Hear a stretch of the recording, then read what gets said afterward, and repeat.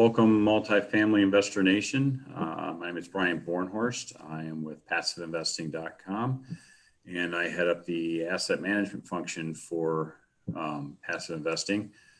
Today's topics, we are going to be covering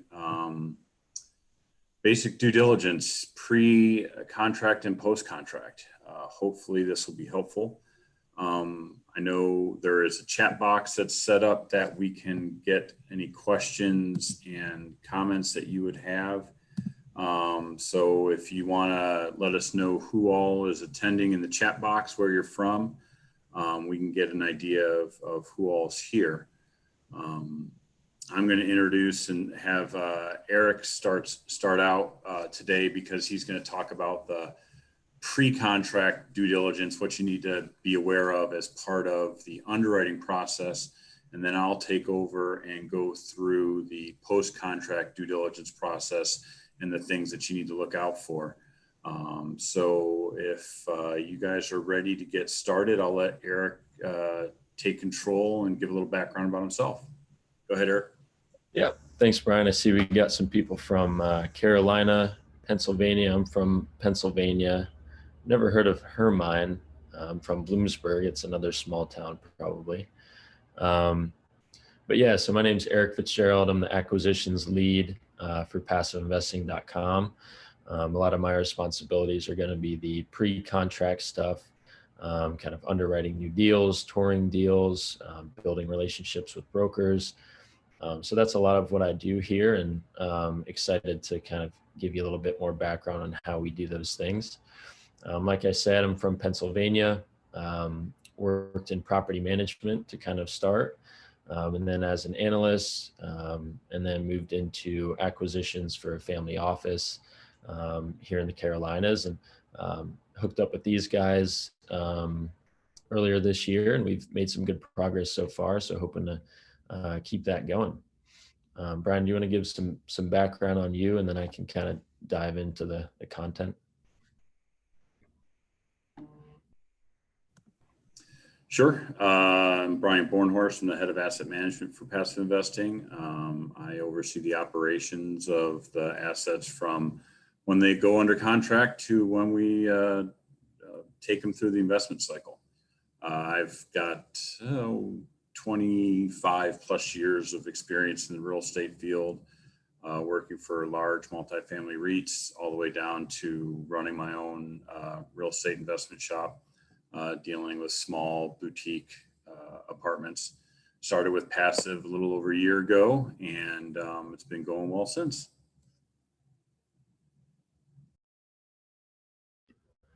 Awesome. So we're going to start off with the two types of due diligence. So that's going to be physical as well as financial.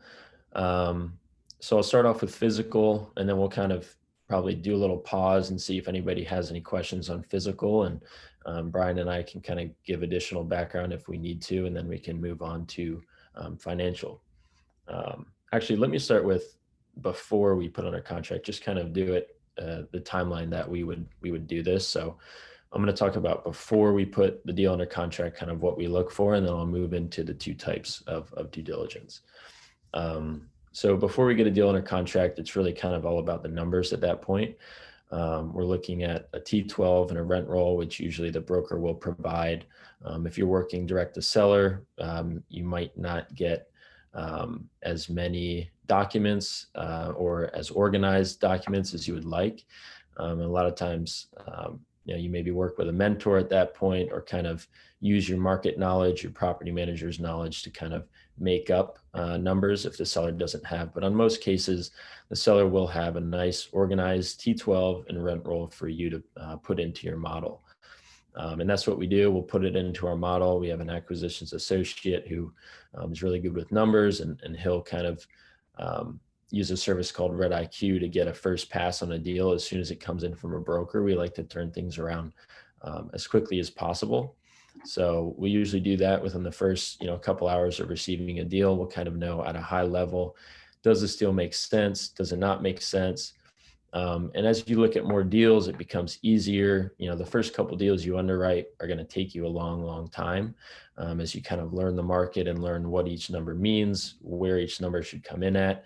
But as you start underwriting more deals, you start noticing, anomalies and things in the financials that you should be, kind of looking at a little bit harder. So we'll do that. If the numbers look good on a first pass, we usually get on the phone with the county to kind of get a good idea on the tax reassessment. That's a big part of your pro forma numbers, is where the tax is going to go. They never go down. They're always going to go up. So that's kind of something that we like to look at and get a really good idea from the county. I wouldn't do that on every single deal. Again, try to kind of vet the deal, but that's kind of how we like to do it. We'll then kind of, if we like the deal, we always tour if we're putting an offer in on our property. So that will be myself traveling to the market, touring the property with the broker.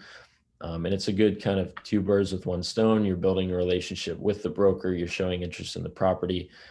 So you're kind of building that relationship alongside learning more about the market, about the property, kind of all in one. So that's a lot of the stuff we do before under contract. We'll then send an LOI. If we like the deal, we'll kind of go through the process. Sometimes they'll do buyer interview calls. So you'll hop on a call with the sellers. So we'll hop on a call and answer any questions they might have on underwriting. And then, again, this is larger deals. This is fully marketed deals. Not every deal is going to be this process. I'm just speaking to the kind of deals that we look at on a regular basis. So will be a lot of communication with the brokers, with the sellers, and then eventually, we'll get that deal under contract if we have an accepted offer. So that's kind of the pre-contract stuff. I'll move now into the two types of due diligence. If anybody has any questions about the before contract stuff, put it down in the chat box or the Q&A, and we can get to those after the two types of due diligence stuff. So that's going to be physical and financial. Physical is going to be kind of you're driving the property, you're touring neighborhoods, you're seeing, is there a Whole Foods nearby? Is there a Starbucks nearby? What kind of area is it? Every time I go on a tour, I like to kind of just do a drive around the submarket, get there a little early, see what the comps are doing. So, kind of go there with a good idea of what kind of properties nearby are going to be like kind properties. See what they're doing, even tour as a prospective resident. We do that a lot of times, just like, thinking about moving to the area. Can I see some apartments, 1 or 2 bedroom? And we'll just kind of get the tenant experience, the resident experience, which is really valuable information to see how we can, match or beat the comps in the area and therefore achieve their rents. So we look for, convenient amenities, whether it be dog parks, what the fitness center is looking like, all that kind of stuff. This is when we're doing our physical due diligence. We'll bring in professionals. So we work with our property management company when we're under contract on a deal, and we will do a full inspection of every single unit on the property. We just did a deal in Orlando with 354 units. And we went in every single one of those units, and we have a checklist that we work with our property management company to make up. And things we're checking for are the appliances in good working condition for every single unit.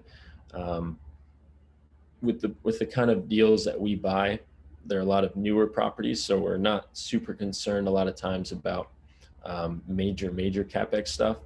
But you do want to keep an eye out for, roofs, foundations, and I would encourage you to not try to do this all yourself. There are going to be team members that, or vendors that you can use to make sure you're not making a mistake here, because it's not a good thing for your reputation. If you miss something, you find it later, and then you try to say, you try to retrade the deal or do something a little bit I wouldn't say non-ethical, but it's never a good idea to try to retrade a deal if you just missed something that you should have gotten.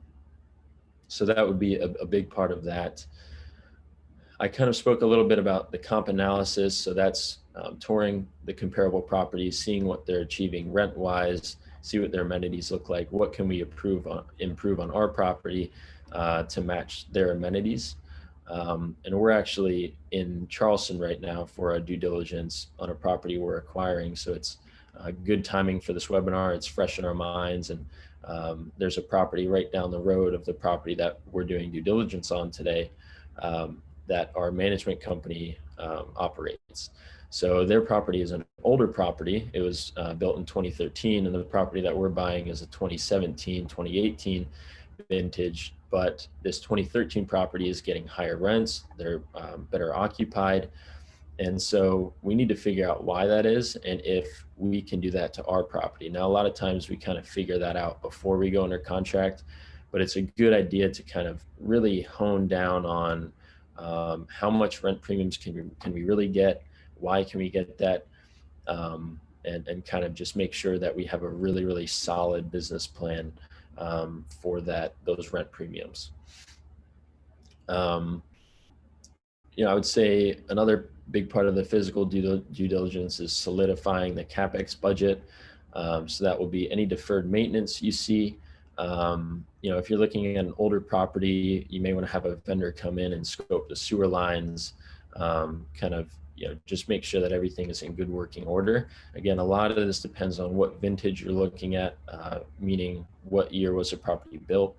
But you don't want to miss anything here, and there's plenty of vendors and team members that you can use to not put a whole lot of pressure just on you doing this. But always a good idea to do that.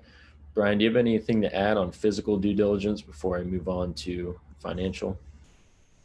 Well, yeah, the key is to get as much information about the condition of the property before you put it under contract, so that you have as much information about the condition of the property before you submit your best and final offer. This way you don't go in, because the worst thing you can do is to get in and say, hey, I'm throwing in this really wild high offer on a property and not have gone to look at it to understand if there are potential needs from a structural capital standpoint. And you have to build that into your underwriting so that you have that cushion. Then when you actually get into the physical due diligence period after you're under contract, you're basically verifying your assumptions and putting real numbers to the plug numbers that you have in your underwriting. Yeah, exactly. And that's why we like to tour up front. You want to get a good idea of all that kind of stuff before you have the property under contract. So I see a couple questions here. I will stop at physical and kind of answer some questions on physical, and then we'll go on to financial. So I see, where do you get deals from? Mostly brokers, actually almost in totality brokers. So you want to be able to build good relationships with them and show that you're a closer and you know what you're talking about. Learn the lingo, learn kind of if the best way to reach out to a broker is by underwriting a deal that they have and asking them intelligent questions about that deal, and that just kind of build a natural relationship from there. So that would be kind of where we get our deals from, and that can be on or off market. We get a lot of pocket listings from brokers that they send to us to kind of pocket listings to take a look at. Just note that when somebody brings you a deal that's quote unquote off market, they're showing it to proven companies that have closed. Sometimes it's a group of 10 companies that are underwriting. Sometimes it could be 100.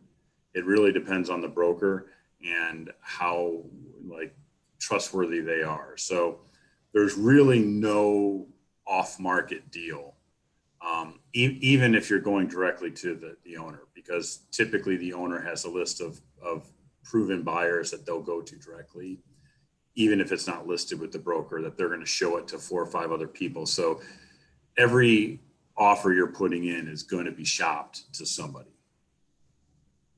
Yep. And then I have a question here. What is the name of the software you mentioned when you do your first cut at underwriting? That is called RedIQ. It's AI-based software. You upload the trailing 12 financials and the rent roll that you get, and it kind of can either work with your model. There's a way to work with the RedIQ company to have it work with your model, or you can use their model. But it's a good way to make sure you're not making any mistakes. I wouldn't do it if you know you're not working with a huge amount of deal flow. It's probably not super cost effective, but as you're starting to work through a lot of deal flow, it's a good way to ensure accuracy and efficiency in your underwriting. And just an FYI, I'm an old guy, so back in the day, Excel works fine. And I underwrote hundreds of deals at Aimco every year, just using Excel. Now, we did have a database driving all the data inputs into our analysis, but the actual underwriting for deals was just guys plugging away at a computer, typing numbers in. So you can do just as well with Excel, but the new technology speeds things up a lot because it doesn't require as much manual data input. Yep. And then how far out of the property should one do the comps for? For example, the comps that we're doing on this Charleston deal, most of them are within, I would say, 2 miles. The one comp is 0.1 mile. So I think usually the closer the better, assuming the vintage and other things are the same. Sometimes you can go out a little bit further, but just make sure that it's a similar kind of property and it's kind of in that same submarket within a few miles of that property. The other point to note for comps is also what your investment plan is. If you are doing a major renovation, you are going to have a different comp set for the property post-renovation than you do pre-renovation. So you need to be able to review what the seller is showing as their comps and what you think the property will be post-renovation. If it's like new construction, you can have pretty much, you don't want to be going up against or comparing to, 80s product that's remodeled because the floor plans are going to be inefficient and different than what today's market looks for. So it really all depends on what your investment plan is. Yep. Can you share your management company is? We use FCA Management. I will type that down in the chat so everybody has that. Oh, sorry, let me. FCA Management. That should be good there. Let's see, where's the next question? How do you account for forced vacancy in the rehab period for heavy value add property? Is there a rule of thumb, number of units you estimate you can rehab per month, and does that translate to a vacancy assumption? I will speak on the upfront, and Brian will have a lot of knowledge as far as kind of how many units we can realistically turn per month, if there's a number for that. But we always increase vacancy during stabilization. So anywhere from 12 to 18 months, usually we will increase vacancy based on our stabilized vacancy. We'll always say, during the renovation, it's going to be higher. And I'll let Brian speak to a specific metric there. There's really no metric. It depends on your underwriting. Some investors will come in if it's a smaller property and just empty out the property completely. So if you're buying a 10 or 12 unit property, it's pretty easy to just kick everybody out and renovate the whole unit. If you're buying an institutional quality property, 300 units, in some instances, people will come in and vacate the entire property or do it building by building because of efficiencies and cost savings, because you can get in, vacate the unit, and quickly remodel and renovate. If the units are empty, it's a lot quicker and easier to do. If you're doing a phased renovation, which is typically how we manage it, we look at the workflow for our renovation company, how many units they can do. We typically do test units to start to confirm timing.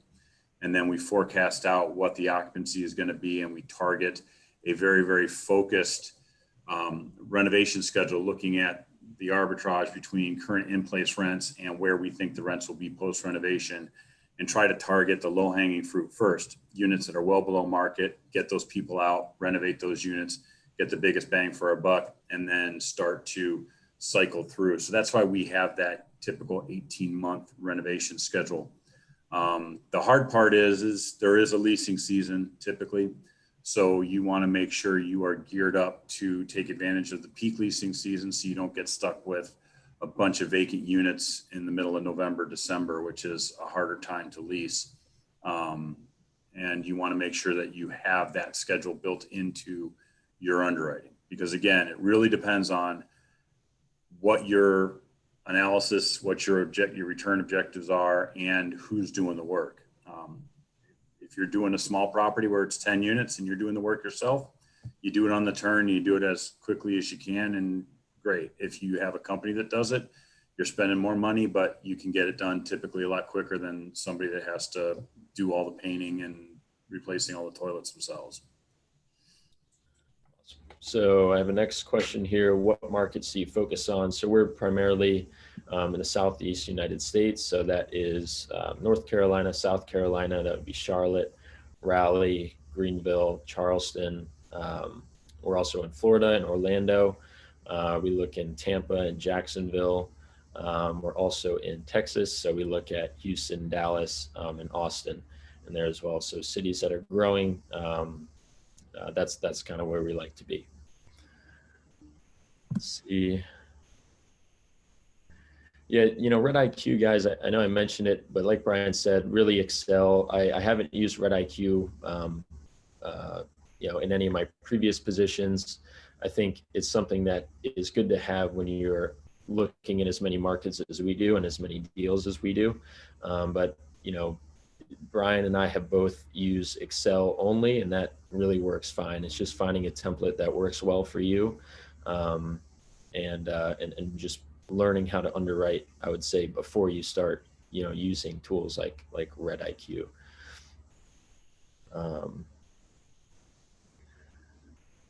Well, I will jump in on the post-contract due diligence so we can kind of get through that, and then we'll tack on some additional questions as we move through. So once you get the property under contract, hopefully you have a very good idea of the physical condition. For larger institutional type properties, you're going to be required by the lender to have a PCA perform a property condition assessment. That's where they're going to hire their contractors, their engineers to come out and inspect the roof, inspect the units. They're going to do a bulk of the nitty gritty work. If you identify potential problems where you see cracks in the foundations, things like that, you may get additional requests for deeper dive into those aspects of the physical condition. But you also want to have an attorney reviewing the title survey to make sure that there's no encroachments, things like that, no restrictions on land use that would potentially impact your ability to sell the property in the future. So you not only have financial due diligence, you have physical due diligence, and then lease due diligence. All of those have to happen during your due diligence timeframe. For institutional properties, hopefully you've partnered with a great management company like we have with FCA. They have a team of people that they'll bring on site, and we will review every single lease. We will look at every single unit, and we'll walk every square foot of the property. That is the best way to ensure that you're not missing anything. You're going to be looking at all of the service contracts to ensure that, one, you're getting the best deal you can with regard to any vendor that you bring on site, and two, you want to look for opportunities to improve operations, whether it's valet trash that you can add or renegotiate the contract, renegotiate your landscaping contract, or try to get a better deal with regard to other ancillary services like cable, internet, things like that. As part of your market due diligence, you also want to look at other amenities that you could add that would add value to the property. So if you're trying to move a property from a B plus to an A, what amenities are all the comps offering that will add value to your property that you're missing? So a lot of properties today have dog washes and tech bundles for, remote access to the thermostats and your door locks and things like that. So that's what new construction is doing. And if you're trying to compete against that, you may need to add those amenities as part of your offering to the property. So when you get into the site, there's a lot of things, and I may quickly share my screen, and I'm just going to go through all these really, really quickly. Let me share this real quick. This is our unit walk checklist. So we go through and into every unit and look at every room, everything that's there, making sure that they have decent flooring, whether or not it has to be replaced. Sprinkler heads are critical because you have to look to see if their prior painters were horrible and painted over the sprinkler heads, because your insurance provider or your lender is going to make you replace those, and that costs about $1,000 a sprinkler head. So you have to know going in how everything looks.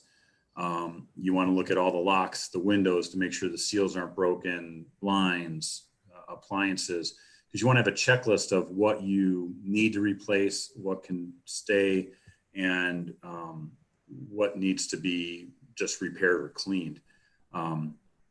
It's really critical with regard to renovated units, so that if you go in, some of the feedback you get on doing your unit walks will dictate which units you want to do the renovations on first. So if you have really, really bad units, you're going to go ahead and update those. I'm going to also share something else real quick. Hang on. This is our kind of due diligence checklist. Basically, this document allows us to track everything on a deal. You have all of your executive information of have we received the tax bills, the property bills, delinquency reports, everything that we need to do our underwriting, all of that information. We have our checklists of who's doing the lease reviews, when we've got the leases, when the information comes in, when it's been reviewed, who's responsible for doing all of that. So we'll go through all of these data points to ensure that we have everything and that who is responsible for reviewing them. Typically, we have a list of reports that we would include in a contract to ensure that we are contractually obligated to get these reports, and they wouldn't sign the contract without saying, hey, we don't have an OSHA log. So they'll strike that from the contract if it's something that they don't have. When you do a takeover of the property after you're done with your due diligence, you also want to have a checklist to make sure you have all the items that you need to actually take over operation of the property. I like to have all my closing information in one place. You have your legal checklist for who's doing the title review, zoning, survey, the entities, all that, who's taking care of the closing documents, who's reviewing the HUD documents. Your lender checklist, this is to make sure you check all the boxes for your lender, and then also don't forget about your insurance stuff. So those are the types of things that you want to have with regard to, hang on. Oops, let me just get back to the regular screen. Okay. Well, I can leave it on this. It doesn't really matter. So as part of your due diligence, you want to make sure you have all of these data points that you can go back and then say, listen, if we have a number of issues that pop up and they didn't disclose a lot of information and you weren't able to get into units, and all of a sudden you get into the property and find a bunch of damage and you have to retrade, you want to make that your last resort, because sometimes to get a deal under contract, you're going to have non-refundable money. Typically, you would want to make sure your attorneys are putting in language that will allow you to back out for hidden fraud, things like that, that they don't put into they don't disclose up front. You typically can't look at the title and survey while you're underwriting the deal. Sometimes they'll share with you the service contracts. So if you wanted to get a copy of the cable contract or the laundry contract to see if it's something that you have to assume or you can terminate, because that may add value to your underwriting. If you can get that ahead of time, great. All of this data goes into whether or not this is a deal you want to take going forward. But it also protects you so that you don't have a lot of unknowns when you take over a property, that you're not blindsided, so that you are prepared for day one, that you can hit the ground running with whatever your plan is. Like for an asset that's new construction, you may not have to do a lot, but you may have a lease up schedule that says, hey, we're going to get rid of concessions. So we want to know exactly what the concessions are in place today and make sure that they jive with the information that you received. One other point to note is historical operating expenses are going to be critical, especially in time of COVID. A lot of property managers cut expenses significantly during COVID to help alleviate some of the drain that the issues with the eviction moratoriums had.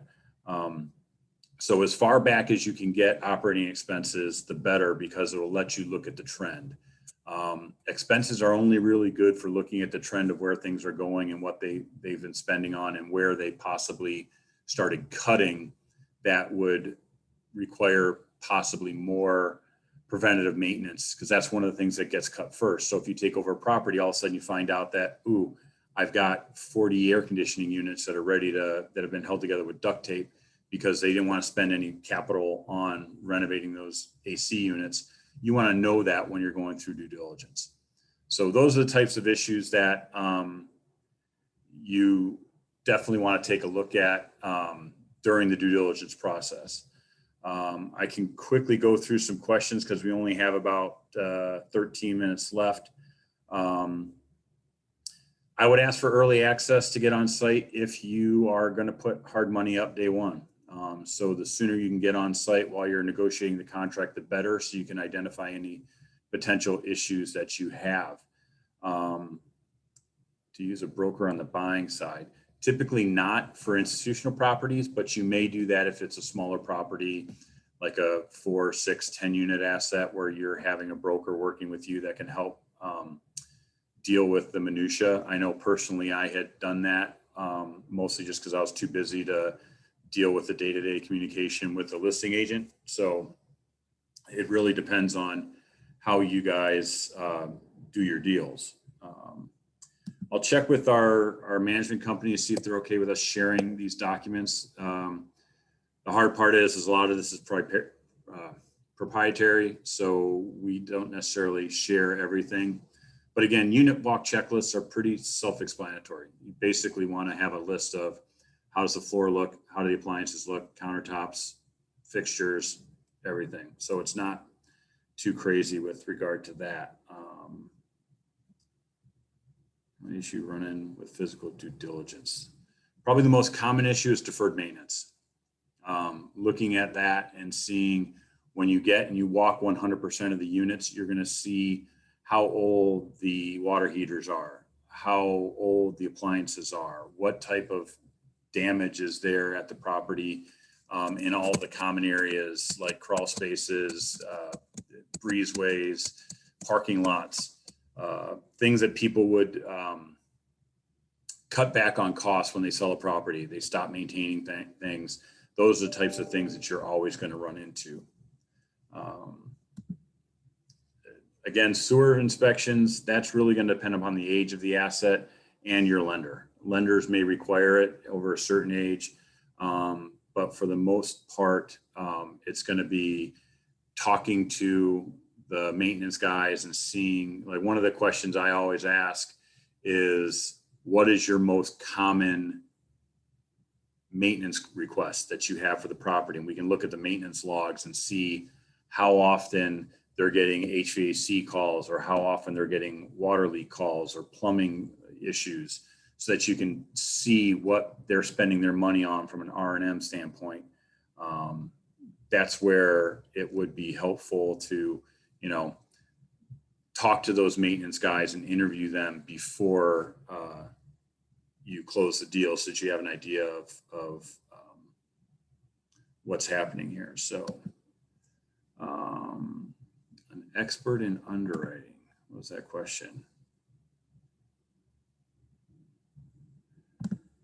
My own personal background is nothing beats experience for underwriting. The more deals you underwrite, the better you're going to get. There is some designations. CCIM is one of the designations people can get for valuation and underwriting.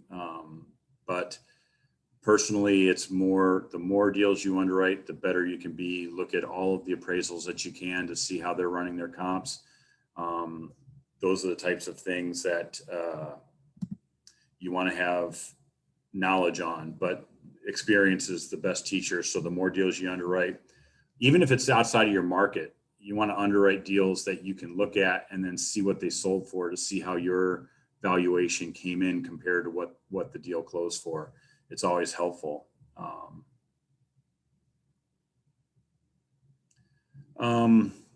With regard to contractors coming out during due diligence, it really depends on what your renovation and construction project process is. We like to have our contractor that does our renovations come out so we can confirm our estimated budget for renovation and what we think is there. We try to have them look at every unit type. They don't need to see every unit, but they need to see every unit type. So if there's 1s, 2s, and 3s, you want them to take a look at all the 1-bedroom, 2-bedroom, 3-bedrooms. Sometimes you'll have like 2 different unit types, or in the case of the property we're doing due diligence on, there could be 8 different 1-bedroom unit types. So you want to have them look at to see what the differences are, so you have a good understanding of the cost associated with doing the renovations, because every change in the floor plan could add a layer of expense to your renovation budget. So you want to have them go out and look at as many things as you can. Sorry, I'm trying to quickly go through these as best we can.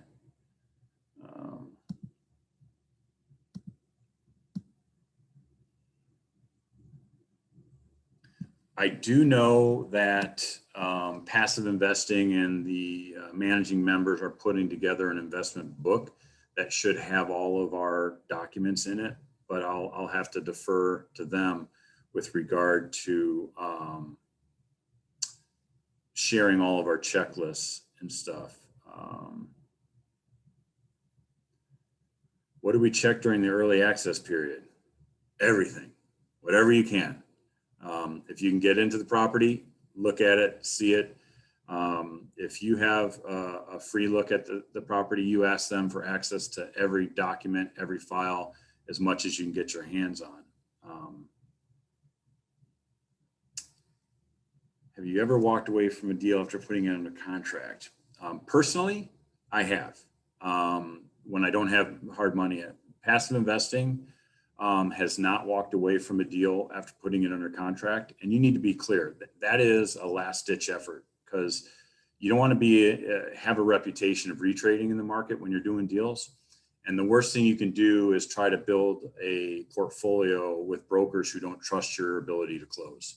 So when you put a deal under contract, you have to have certainty of close. And that's what sellers are looking for, almost more so than the best price. They're always going to try to get the highest price, but they want certainty of close. So that's the reason why they ask for hard money up front. But if you have a proven track record of being able to get deals done, even if it has a little hair on it, that's the best thing you can do. But you don't want to be in a situation where you're buying something that is going to end up killing your returns. So you do want to make sure that you do your due diligence. And if there is just too much hair on a deal, you need to have the ability to walk away.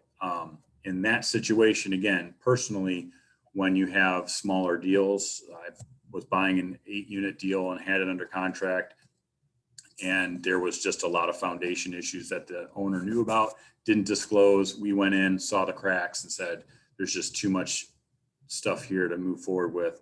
So yeah, we walked away, but I didn't have any non-refundable money at stake at that point in time. So you want to make sure that you do your due diligence up front, because if you're doing institutional deals, larger deals, they're going to want to have non-refundable money.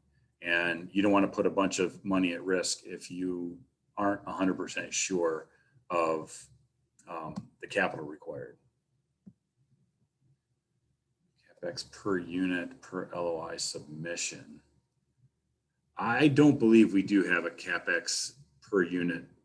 We have a good, strong idea of the cost of doing a renovation, but that's the reason why you want to go out and physically walk every property before you submit your offer, because if you do, you're going to look and see deferred maintenance at the property. If you can get into a unit, one of the things I always ask if we're walking a pre-contract unit is to see the most recent vacant unit that hasn't been turned. That way you can get an idea of what the resident base is and how they leave the units when they vacate. So if you go into a vacant unit that hasn't been turned, you're going to see the condition of the property and know what you're getting into and know what the client base is. Because the one thing that you do have to be aware of is if you're doing a renovation, you need to know whether the existing tenant base is going to be this tenant base that can afford the post-renovation work that you're doing. So again, this is more when you have a B- asset trying to go to an A- asset, more so than a B+ to an A- or an A. The reason you do that is, let's say you're buying a property that has an average rental rate of $800 a month, and you're going to do a renovation and expect to get $200 to $250 premium. That pushes up to $1,050 or something. The residents that can afford $1,050 are a different profile than the residents that are paying $800. So that tenant base may not be able to afford the increase in rents. So you're going to want to make sure that you review the profile of your residents to see if you're going to have to re-tenant the property as part of your renovation. So I see we got only a few minutes left.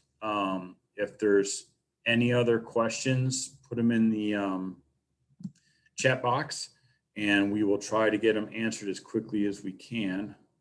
Ask for proof of funds prior to sending over rent rolls. They may on smaller deals, if you're a private client person investing in real estate. So if it's under $5 million deal, they may ask for proof of funds. But for more institutional deals, brokers tend to not. They're assuming anyway that's underwriting, 100 to 300 unit property has the wherewithal to do the deal. That will come as part of their interview process when you are being selected for best and final.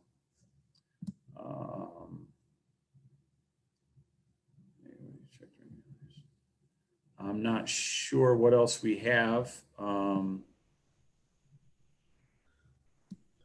I can hit these last two in the chat here on possible premium rent. So that's going to be if the property has already proven out a model, if they've renovated a certain percentage of the property and they're achieving certain rents. That's usually a good place to start. Also, take a look at the comps. See if there's similar properties nearby that have maybe undergone a similar renovation to what this property could use, and see what kind of rents they're achieving. We never like to be first in the market as far as where our pro forma rents are going to be compared to the comps.